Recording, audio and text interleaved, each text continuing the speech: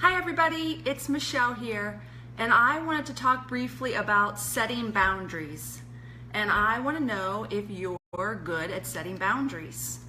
I think a lot of empaths and sensitives really struggle with boundaries, and I think this is the reason why.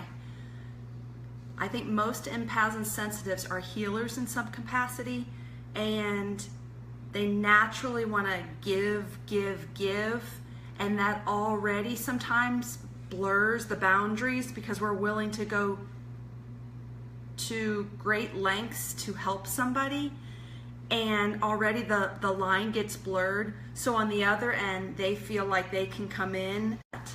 And I know we've all read books or articles about setting boundaries, and I've tried it for years, and I was never very good at it. But I have a way that I do it now that is way better, so maybe it'll help you too. So how I do it now is I have to come back to myself first. And what I mean is I have to think of myself first, which is not easy for empaths and sensitives, but just try this. Come back to yourself and figure out what you need. And then figure out what you want. And what I mean by that is what you want for today in your life, what you want for the week, the month, what do you want for the year. And I'm not saying you have to plan out your whole life, but I am asking you to look inside yourself and think about the kind of life you want. Like, actually take the time to create that vision for yourself, because it's your life and you can have it any way you want. But we rarely take the time to figure out how we would want it. We're busy trying to help and heal other people, and then the lines get blurred. So I'm asking you to pull back and ask yourself, what do I want my life to look like?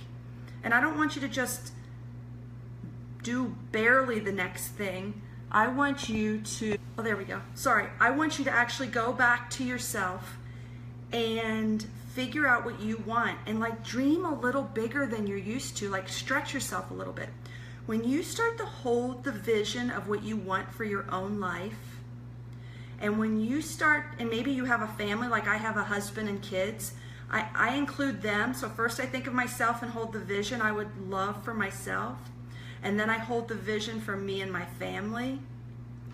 And then after that, when people come into my life and ask me for things, it helps me hold my boundaries, because I've already set what I want for myself and my life. I hold my vision.